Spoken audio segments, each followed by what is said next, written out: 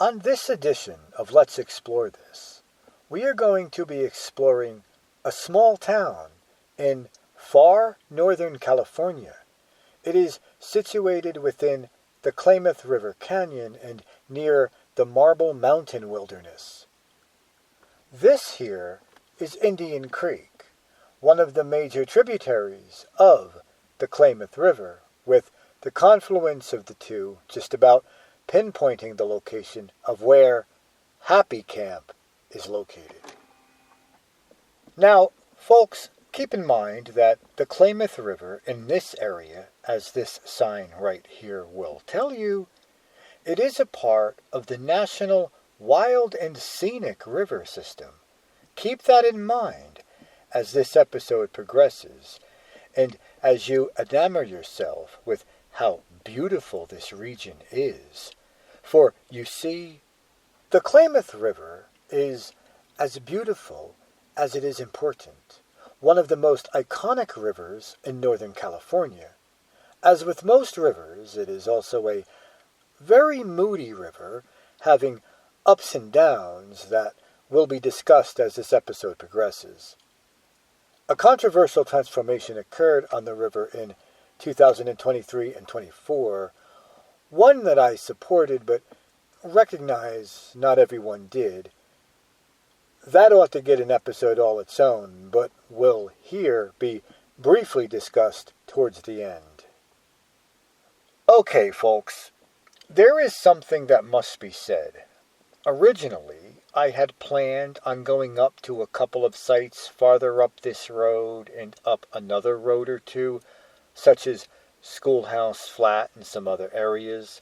However, we're not going that far. Not only are they quite a distance, but I have only one day to get this done, so I can't really be driving 10 miles away. So I was thinking to myself, this has to be about as far as we can go. So, folks, I hate to say it, but this and a couple of other areas will be used when discussing any sites that are outside of the bounds I have set. So, for those that are aware of this area, just keep that in mind as this episode progresses. When you hear places like Schoolhouse Flat, the South Fork of Indian Creek, or maybe China Creek, things like that, keep that in mind. Yes, originally I did plan on going to those, but logistically I just can't really pull it off. Now, on this road, this is as far as we're going to go, but it is a beautiful view. Unfortunately, because of fire, you can see all the burnt trees and stuff.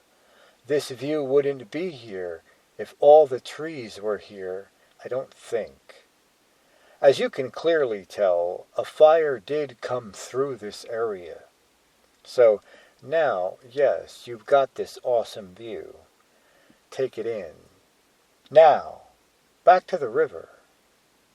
To this very day, the day on which this episode was compiled, the Klamath River remains especially important to the Karuk tribe, the second largest Native American tribe in California. The Karuk are an Aboriginal people. As such, their tribal and cultural ways have been learned from generation to generation. They have been learned from the environment and bespeak a duty to manage the environment. Traditional ecological knowledge encapsulates the current cultural practices of the tribe and those that have been passed down through the knowledge of elders. There is evidence, likely archaeological, that shows that the Karuk people have led a settled and comfortable subsistence lifestyle for thousands of years, at least with all of the resources for survival within easy reach. These include deer, elk, salmon, lamprey eels, acorns, berries, as well as basket weaving and regalia materials. Members of the tribe still practice cultural activities that have been passed down through the generations since the beginning of time, such as gathering and basket weaving, dip net fishing in the river, and land management by traditional methods. Furthermore, they still practice participation in spiritual ceremonies. The high level of artistry that can be seen in the historic baskets, spoons, and flanged pestles, with this one of the Hoopa tribe, but close enough, do demonstrate a certain level of leisure, time, and comfort. Tribal members in pre-contact times evidently did not live a hand-to-mouth existence. Stories were told that during the winter months, while repairs were made to nets and hunting equipment, people lived on the stored foods that had been gathered and processed in accordance with established and trusted routines. There was an extensive network of villages and a ceremonial center downstream at Enam, around this area here, near Clear Creek, a tributary of the Klamath. There were also a number of villages in the Happy Camp area. One of the two most prominent is at Indian Creek. That long Karuk word, which I am not sure if I pronounced correctly, is said to mean Hazel White Creek flowing down. And the other is Sivatim, at the confluence of Elk Creek. Sorry, the document does not mention what exactly the word Sivatim means. Additional sites have been identified on the flats around Happy Camp and up the main tributaries as well. It is certain that the network of habitation in this area is far more extensive than the testimony recorded by this man, William Bright, in the 1950s, a linguist who specialized in Native American languages. Moving on now to what is called the post-contact period, after the Native American history. Hey, yo, look at these little orange cup-like flowers. I wonder what kind of flowers those are. I've never seen flowers that look like that before. Okay. But look at the rapid over here. There's a big rapid over here on the Klamath River. It's almost like a little falls. Like right over there. Klamath Falls, maybe? I don't know. Right over there. I bet going down this river would be a lot of fun. I mean, there's lots and lots of whitewater to be found all the way down this river throughout its wild and scenic corridor. But I don't have time for that. I need to do Happy Camp. While a very few white people did make their way through the area from the 1820s in order to trap fur, the great influx did not start until 1851. That is when a camp was established by a group of about 30 mining prospectors, including this man, Captain Charles McDermott. Two parties, one from upstream and one from downstream, had gone on prospecting expeditions in 1850. They encountered widespread resistance from the inhabitants of the area. After a confrontation here at Wingate Bar, the settlers established their camp where Indian Creek joins the Klamath. Large-scale massacres would follow. About 90 Karuk have been recorded as being killed between 1851 and 1855, although the number is surely much higher. The military outpost of Fort Jones was established upstream in the Scott Valley in 1853. After it was abandoned, Fort Gaston at Hoopa was established in 1858. Now, for this episode, we are not going to be going to either of those places since they are separate communities. As such, they are worthy of their own episodes. Here, though, they named the place Happy Camp, and within a short time, a town grew from the former campsite. The place included a bakery, a store, a butcher shop, a saloon, a hotel, a bowling alley, and mule outfitters. The miners used mules for transport and spread up and down the river. Originally, the town was provisioned from Trinidad via a ferry over the Klamath and a long, arduous trail. Trinidad. I am assuming they are referring to the seaside city. That certainly must have been an arduous trail, as it is a whopping 130 miles from Happy Camp. However, an alternate trail was established between Crescent City and the Happy Camp area known as the Kelsey Trail.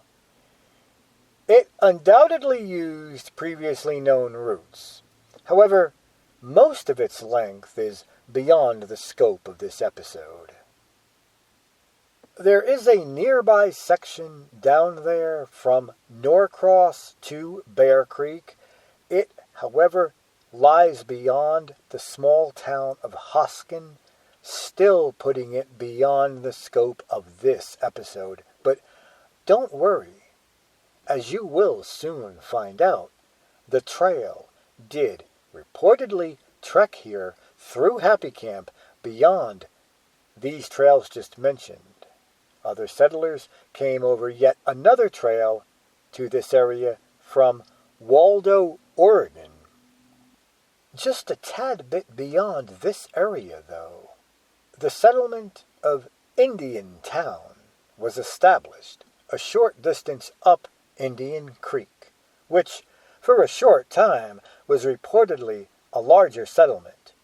Furthermore, a ferry, post office, and depot was established downriver here at Ferry Point in the mid-1850s to serve the Bunker Hill Mine, one of the larger placer mines in the area. Folks, is that a mine we can explore? Let's see. Now, folks, to get to the road, or to get to the mine, we need to travel up. Well, let's just say that roads around here tend to be quite cryptic. They don't have like names like you would think. They have these like numbers, like 15N17Y. That's the number of the road. It doesn't exactly have a name. It's like a Forest Service road. And it makes you wonder, what kind of road am I going to be traveling on to find this mine that is someplace over there across this bridge? And I'm kind of wondering, because you got to try to find it. But before we do find it, let me just walk over the bridge a little bit and give you another view of the Klamath River, because it's such a beautiful river. And if you go over here, you can see it has beautiful rapids. Right down there. Right down there is the Klamath River. And it does have a couple of beautiful rapids. But let's get a closer look at the river. And it looks like it's moving pretty quickly today. Very, very quickly.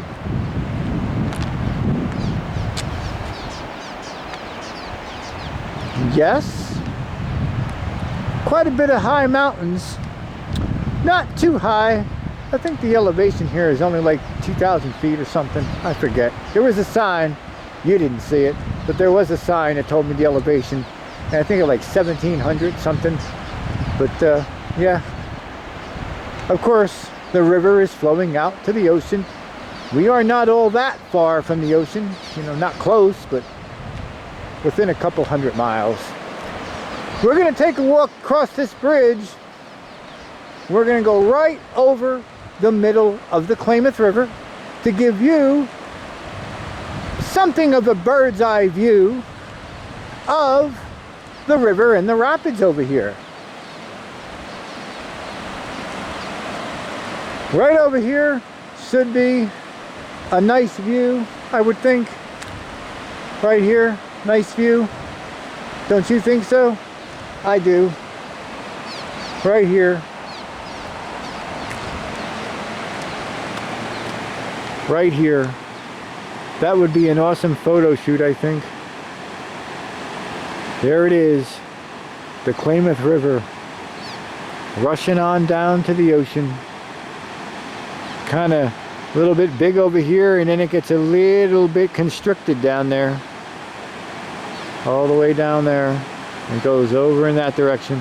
But anyway, we have to go on this road, which is over this bridge. It might actually be a dirt road. I don't know. We're going to have to find out. So, what do you say we get a move on? So, folks, the road brings me up here. Now, yes, the road does go even farther. You can go in that direction. However, we are where we need to be according to a map location of the Bunker Hill Mine. Now, there is something down there, but coming up just a little ways past that something that I will show you in just a minute, we have this big hill. Now, there are signs saying that it's all state property and that you don't want to molest this land and all that stuff. I saw signs from that like that coming up here, which makes perfect sense. But what I'm interested in is what is on the other side of the big hill here. Now, yes, we can walk up here. We're going to see what we can do here. Actually, we might be able to do it more easier down there. So let's see if we can see what's on the other side of this big mound here. Why don't we? As I said, there are these signs here. State property. Any person removing or molesting same will be prosecuted to the full extent of the law. What I don't see around here, though, are like no trespassing signs or stuff like that. So I guess it'd be okay to walk over here to see what's on the other side of that big hill. I mean, that's kind of high up. I mean, I'm kind of curious. Yo, I hear something in the woods. There's something up there. Hear that? Oh no.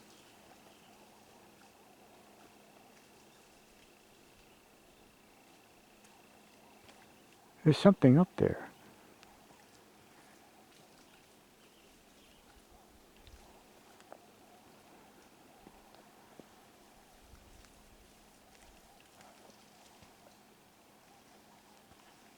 What's up there? There's something up there. Sounds like an animal.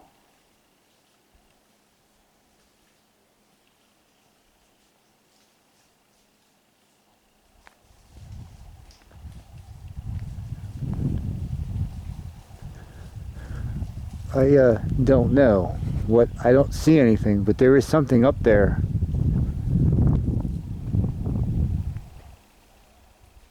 Hello?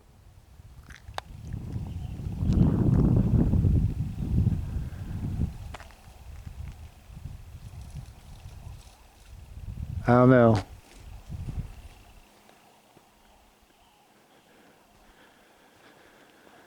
All right. Yeah, this kind of does look like mining scars over here. I didn't walk all the way up there. I started to, but it's a lot more dangerous than it looks. But if you walk over here, it probably looks similar. You can see this does look like an old mining area. It's a possibility there was a quarry of sorts over here that's like all the way down there. However, there is something else that I do want to show you that's like down over there, but let's take a walk and see. This is what I wanted to see. Over here, this looks like it could be very well an entrance to a mine.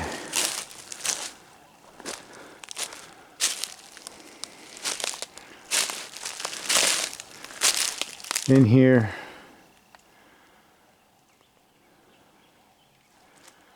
I mean, what kind of stuff is over there? So we're not going to go in there. It doesn't look like there's much in there. A lot of stuff laying around, like over there. Let me get a closer look.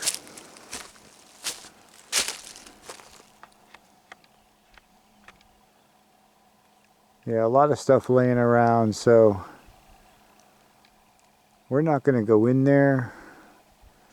Besides, I don't have the time to do a lot of trekking covering this area of Happy Camp. But this here, folks, does appear to be the site of the Bunker Hill mine. So you got to see a little bit of the surrounding vicinity of the mine. But we do need to move on. We are now on the other side of that big hill. It's possible that this is stuff used for road work. I'm not certain. The signs do say the Department of Transportation. So when they have to rebuild roads and stuff, this might be one of the areas where they can get their stone and stuff from. I'm not entirely certain, but this area was once, according to a map, the location of the Bunker Hill mine, and there are certainly some kind of ruins down at the bottom of here. Some of this looks like it's been reclaimed. They're planting grass. I don't know if it's planted restoration work down there or not. It looks that way.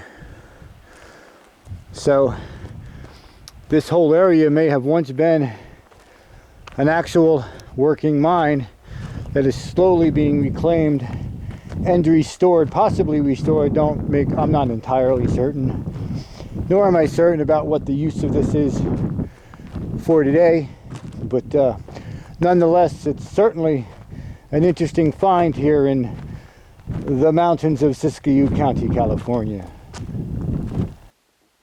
By about 1862, the easily accessible gold dwindled, and so a number of miners moved on. Then, reportedly, a community of Chinese miners settled in the area.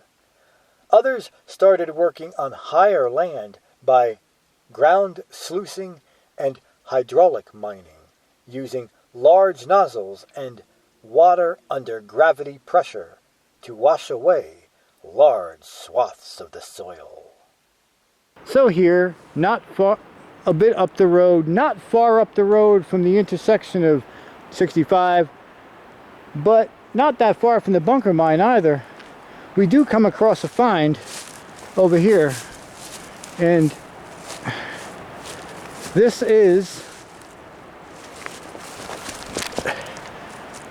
an old abandoned property.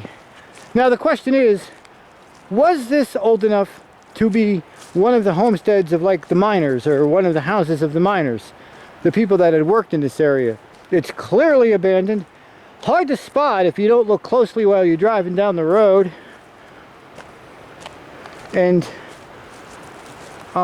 it doesn't look too overgrown. So there's a couple of, well, I think there's an outbuilding over here, right here. There's this little outbuilding. I'm not certain what kind of outbuilding it was. Let's see if we can get a closer look.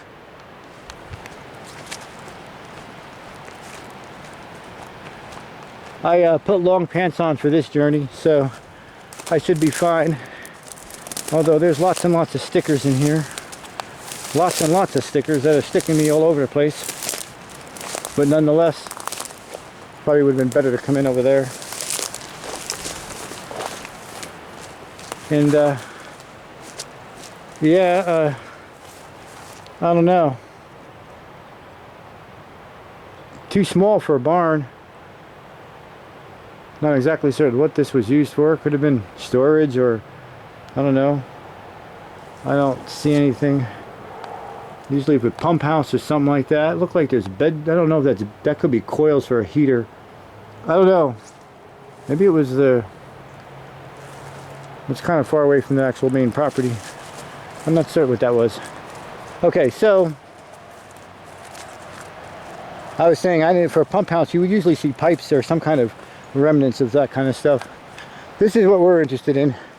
So it looks like there's this house over here. Now, I don't know, maybe at one time this was a farm. I mean, it's big enough to have been like a small farm. It's hard to say. Maybe there were more outbuildings here at one time. Not sure. I'm gonna keep on walking over to the house. I don't think we're going to be able to go through this. I really don't think so. I'm certainly not going to be stepping on there. That does not look safe at all.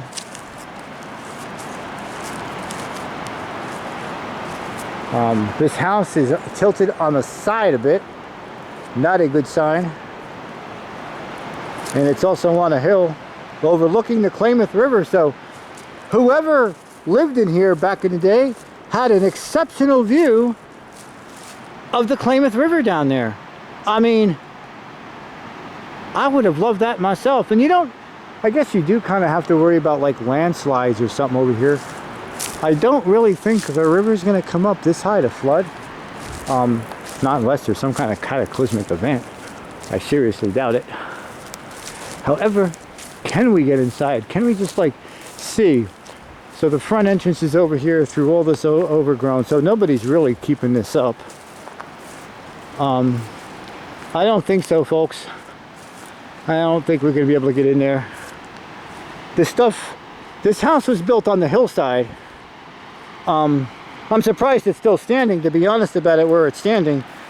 I guess it was never overtaken by fire. I don't see much fire damage. I know the fires have come through here. It's still standing, so it probably never got taken down by a landslide. So it's kind of amazing that this is actually still here, being on the hillside so high off the ground, right on the edge where even the front porch, I guess that's the front porch, was situated above the hillside over here.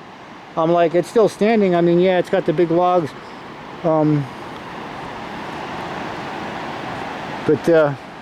Yeah, I don't see any way we can get in here.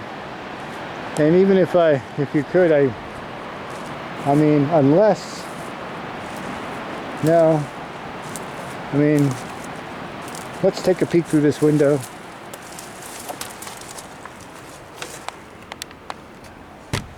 This is what the inside of it looks like. I mean, there's a beer can over there. People have been in here. I mean, you're taking a risk trying to get in here. A risk that I don't think I'm going to take. But it looks like somebody was in there. Got board and batten siding. Board and batten. Old vernacular farmhouse, I guess. 2-story. Well, that could have been an attic. Yeah, I mean, an interesting find. I just don't think we're going to be able to give it a tour. But I kind of feel jealous a bit that whoever lived here had such an exceptional view of the Klamath River. I mean, I don't know if you, well, I guess you could get a better view than that. I mean, a lot of the trees are in the way, which is what it's supposed to be, really. But anyhow, this is just an interesting find. Near the Bunker Hill mine, the question does remain, you know, did these people that owned this house back in the day, I mean, I could check deed books, blah, blah, blah. We're not going to go through all that, but just thinking about it, back in the day, whoever owned this property had a nice view of the river. Did they own the mines? Did they work in the Bunker Hill mine? I mean, or did he just farm the area? Inquiring minds want to know. But we do have to move on. The developments in town required lumber, and in that decade, 2 sawmills and a brickworks were established, though this photo is from the mid-1900s. The American House, also known as the Old Cudahy Hotel and the Evans Mercantile Building, still stand, and testify to this period in the town's development. This building is notable as being one of the first buildings built in town made of brick. That is why it is often called the Brick Building by locals. In 1857, James Camp and his brother Hiel Camp and John Titus bought the buildings here at Ferry Point, located downriver, and started operating a ferry. Later, they moved to Happy Camp and built what was then called the Camp Mercantile Store. Many years later, it has been used by the Evans Mercantile Company. Okay, folks, moving back to the Ferry Point area for just a bit, there's something here that you do need to see. Let's turn on Explore mode for a bit here. On our way to Ferry Point, the river access point, we come across this gate. I'm kind of wondering, why is this here? And what goes on the other side of this gate? I mean, the road does go that way, so this ain't part of the road. So somebody must own this property. There is a sign over here. Let's check it out. So, over here we have Ferry Point and Island Bar Mining Claims by E. Lawley. So is this a historic mining claim? Something of a historical significance, or is this some new mining claim? Like, are they gonna like start mines over here? It's a wild and scenic river, folks. I doubt it. Federal mining claim says this is a federal mining claim located, recorded, and maintained in accordance with blah blah blah blah blah blah blah. All persons are warned that disturbance of the monument surface or improvements on this claim or removal of minerals of any type without permission of the claimant will result in their prosecution under the appropriate state and federal statutes. It's a mine, folks. Now, there are some among us that persist in the rumor that John Titus reported that James Camp had the nickname of Happy, and that when he came to Happy Camp, he named the town for himself. However, anyone careful about historical accuracy would know that mining prospectors coming to the Murderer's Bar area in 1851 camped on the Klamath River beside Indian Creek and changed the name to Happy Camp. The prospectors seemed happy, but the area was in fact often referred to as Murderer's Bar, reportedly due to cultural clashes and claim jumping.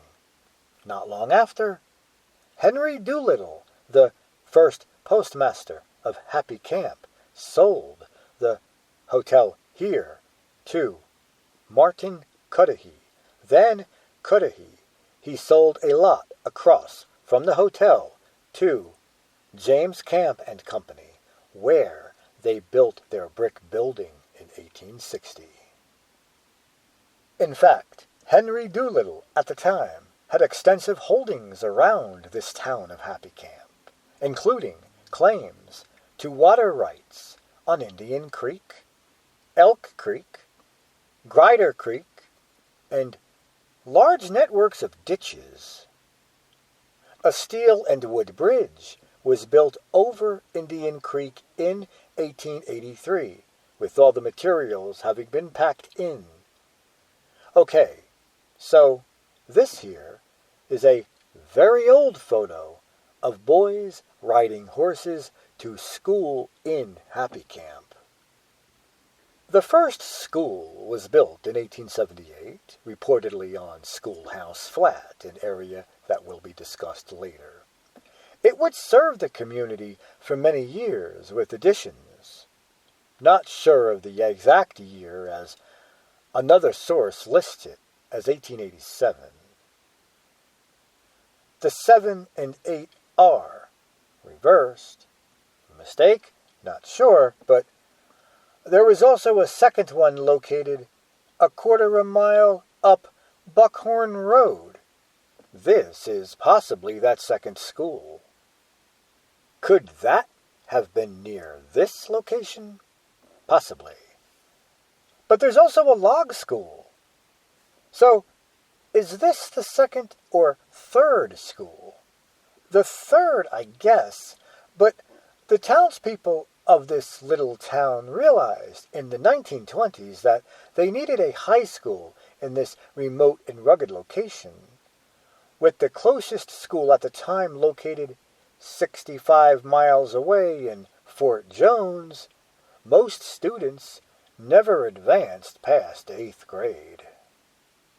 Parents, led by Gorham Humphreys, likely this person, sought help from the Siskiyou Union High School District, located in Mount Shasta. For a time here in Happy Camp, students gathered with a single teacher in one room at the elementary school. By 1933, the community looked for a new location. Citizens of the area decided to build their own school on land donated by L.H. Newton, possibly this person, and from logs donated by the Forest Service and cut under the direction of Bob Titus, possibly being this person. Bab Titus, not sure, but 2 classrooms were ready by September.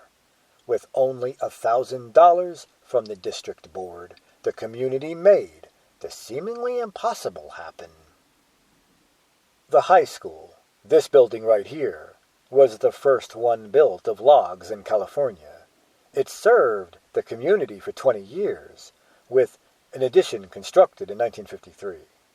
In 1956, the school moved to a new location to accommodate a gymnasium and more classrooms.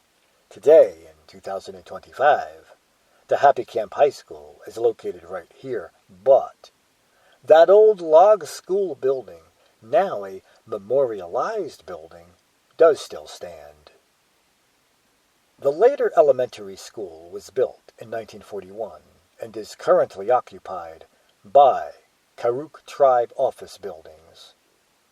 If it holds Karuk Tribe offices, then this is likely not the first elementary school. Now, that did kind of look like a school to me, a working school. So, was it once the Karuk Tribal offices, the offices of the Native American community? Was it turned back into a school? Not sure about that. Nonetheless, it did look like a working school to me. However, right now, we are at the river park. I thought I'd show you a river park that they have here. It said they have a river access, but doesn't look like you can easily get on or even to the river. Let's see. Can you get on the river from over here? Is that a trail there over to the river? I don't know. I don't think so. But where could that first elementary school have been? I did not go that deep into locating that one, but we are not done with schools yet. However, before we do get into that, we need to talk about the Happy Camp Hydraulic Mining Company. Yup, this is an actual photo of one of the company's stock certificates. So, The holdings of the Happy Camp Hydraulic Mining Company were bought by Horace Gasket, who received a patent in 1880.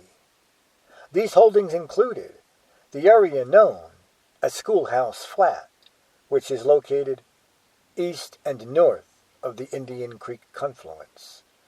Well, reportedly, it's a good 9 or so miles up the creek. So, Horace Gasket, he retained the strip of land on the east bank of Indian Creek. He went on to sell his interest to a firm from this state, New York, which operated the hydraulic mines until the mid-1890s. It suffered from the flood of 1890 and was later acquired by Reeves Davis, whose name is present on this here Happy Camp Cemetery Memorial Gate. Drift mining and dredging was employed in the area in later years, notably at the Allen Ranch, upstream of Happy Camp, adjacent to the Chambers property, which is now in state ownership. Reportedly, research tells me the ranch was in the China Creek area. Maybe it was right around here, but China Creek enters on the other side of the river. To reach it, however, we need to be right here. Yes, this is going to be fairly a long drive down this road to reach China Creek. We are certainly not going to be traveling much farther than that, as my time is limited. So, folks, I know I said that we are going to be doing a fairly long trek towards China Creek. Probably I will not be trekking that far.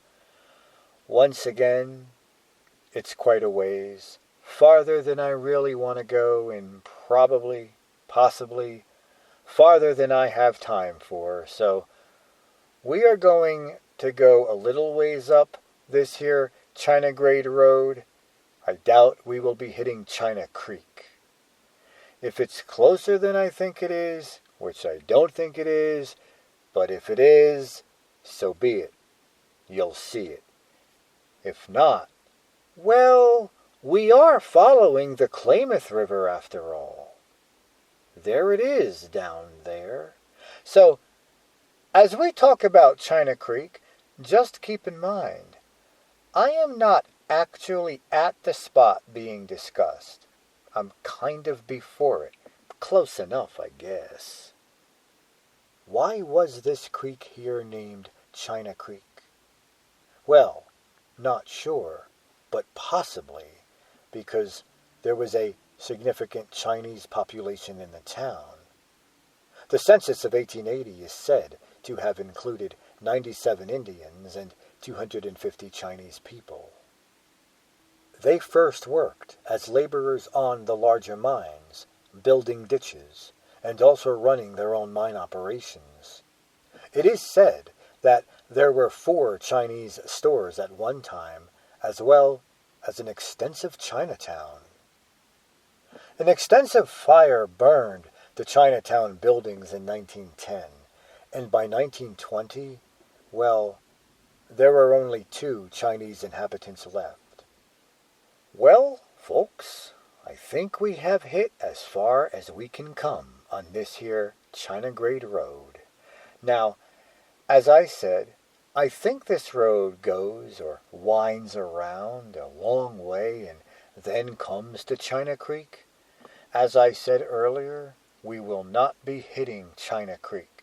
However, there is this creek I kind of do want to show you. You see, there is a little creek here. I don't think it's China Creek. I have to look on a map to be certain, but I don't think this is China Creek.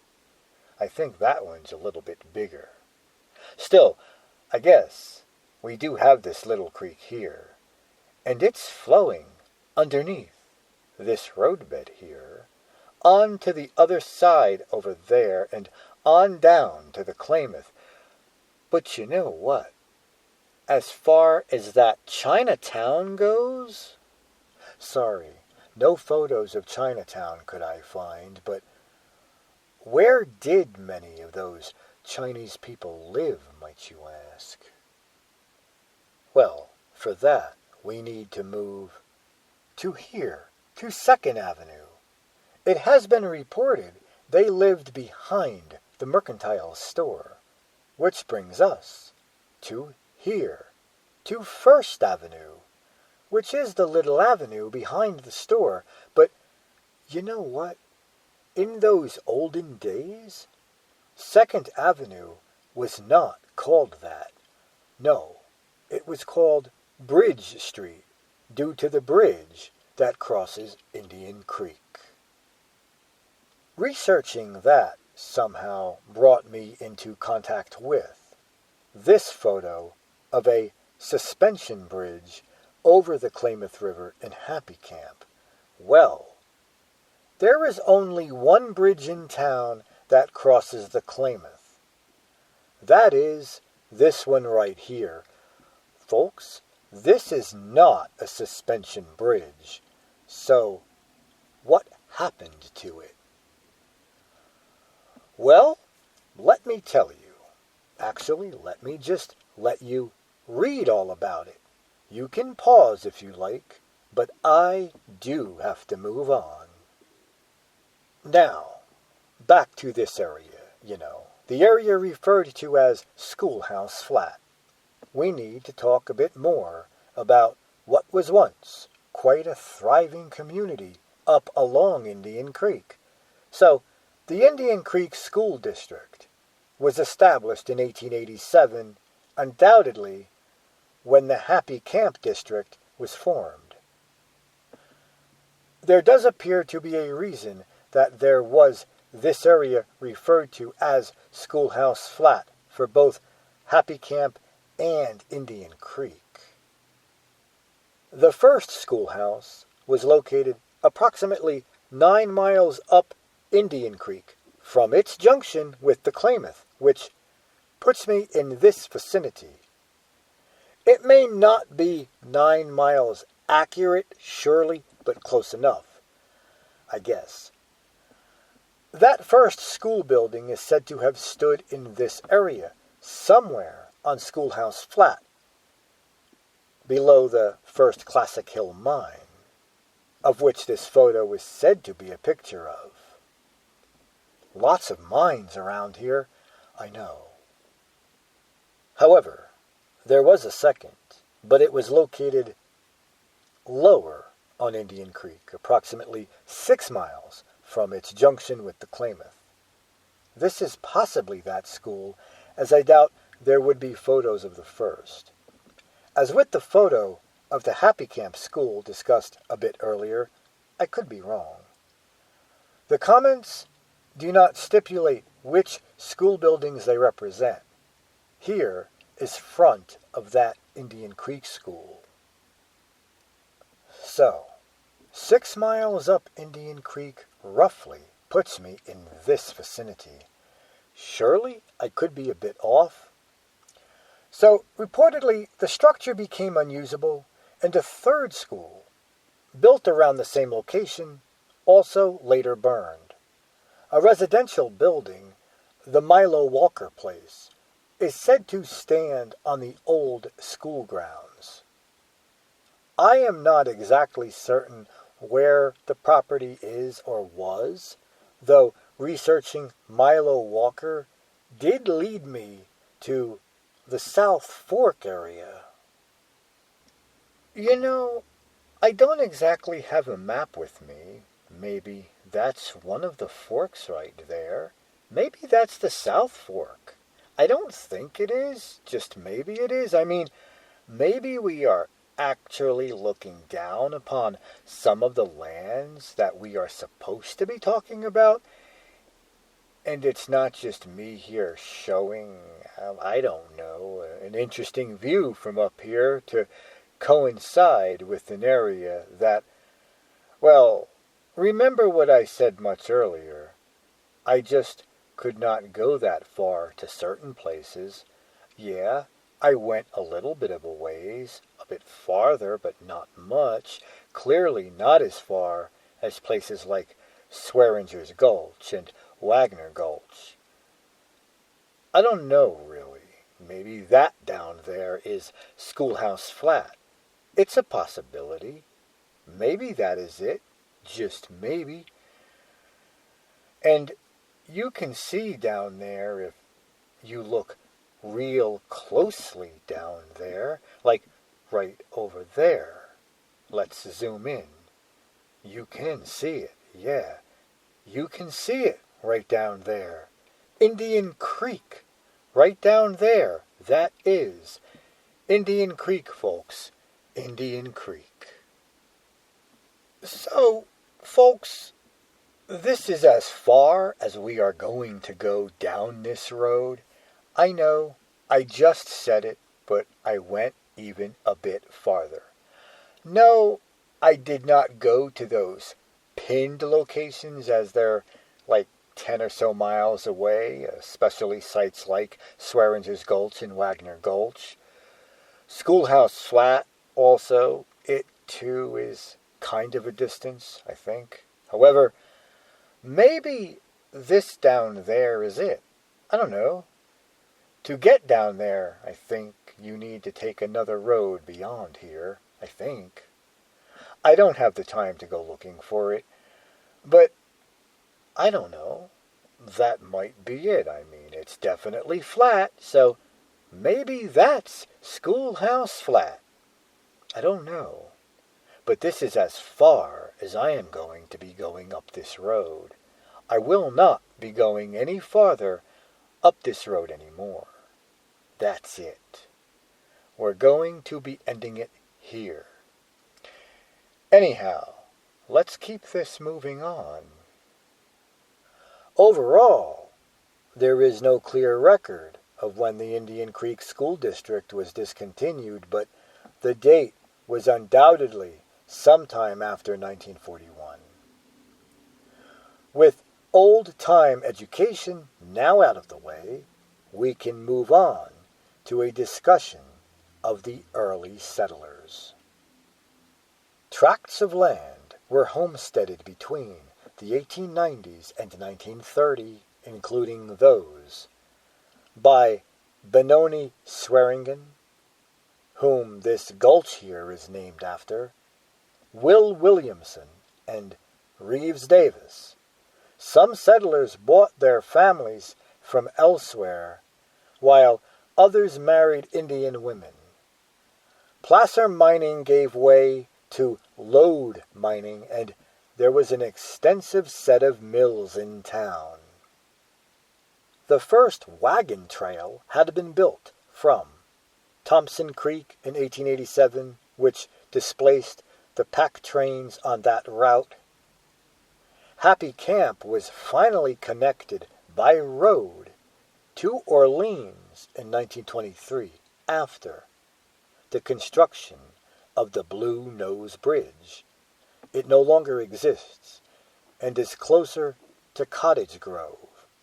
But here is what now stands close to where it stood, if you are wondering. Then, in 1906, about 5 miles up Indian Creek, near this vicinity, I guess, the first forest reserve was acquired. This was one of the first pieces of the Klamath National Forest. A ranger station was built in town, likely not this one here today. And finally, in 1933, the community pooled resources to construct a high school from logs, which was unique in the country, but you already know that. The lumber industry became the dominant industry in town from the 1940s until the 1990s. There were 4 mills in the area, 2 of which were in town and 2 of which were located up Indian Creek. Over time, there has been a lot of discord between trying to strike a balance between industry and ecology. I will let you read this article at your own pace. So, can a balance ever be struck? The answers to that lie in trying to curb rapacious growth and employing far more sustainable forestry practices, much like the concepts laid out in this article from the Rainforest Alliance. Furthermore, an argument can be made that logging had its place historically, with communities today needing to transition themselves to working with and not against the natural world. Interestingly enough, though many years in the works, the Klamath River in 2023 and 24 underwent a major transformation. For this episode, it is not my intention to ask around to see who in town was and was not for the major dam removal project that is now helping to restore the river to its natural state. Nor is it my intention here to harp on my opinion of the project. I will just let the audience decide on that. The one thing that will always remain certain is that Happy Camp is a river town. As such, the town will always have to abide by the river's terms. It is the river that created the valley, a river that provides a valuable resource that deserves and ultimately needs to be respected. Flooding has been in the town's past and likely will be in the future. There were heavy floods in 1890, in 1927, in 1955, in 1964, and in 1997. The 1964 flood is still remembered by many. It took out many bridges, including the old steel one over Indian Creek, sparing the newly constructed 1962 highway bridge and the steel bridge over the Klamath, which had replaced the one taken out in the 1955 flood. There are many photographs extant of 2nd Street underwater during the flood. It was after the flood of 1964 that the systematic development of the upper terrace in Happy Camp started, outside of the flood zone, including the Forest Service office and newer houses. So, I am not sure where this upper terrace truly is. I believe this area is out of the flood zone. Not sure if this is that Forest Service office either. As far as the flood of 1997 goes, I will let you read all about that one right here, as I need to move on. Next, I need you to take a look at this photo. It looks mid-1900s, maybe 1940s, 1950s, not sure. That is downtown Happy Camp. I believe this is taken from this intersection here. As we walk down 2nd Avenue, yes, it appears a lot of the buildings seen are gone. And their loss is not due to flood, but rather fire. Though not good quality, this is the only photo of the fire I was able to easily locate. There is a Facebook post devoted to it. Much of downtown Happy Camp was destroyed, including a bar, a restaurant, a theater, and more. Through its ups and downs, this town of Happy Camp does still survive to this present day, appearing happy as can be during good and bad times. Hey folks, you have got to see this, because reportedly, apparently, here in Happy Camp, they still have payphones. I mean, yes, working payphones. They still use them around here. Let's see. Can you hear that? I don't know, can you hear that? How about this?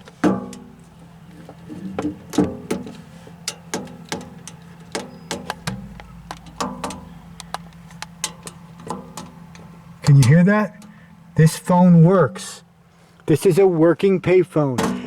When in 2025 can you find a working payphone? I guess in Happy Camp. So if you ever want to use a payphone, stop here in Happy Camp. They still use them over here. I mean, yeah, cell phone service is not good here, I can say that much. With that said, the time has now come to move on to our next destination, wherever that might be.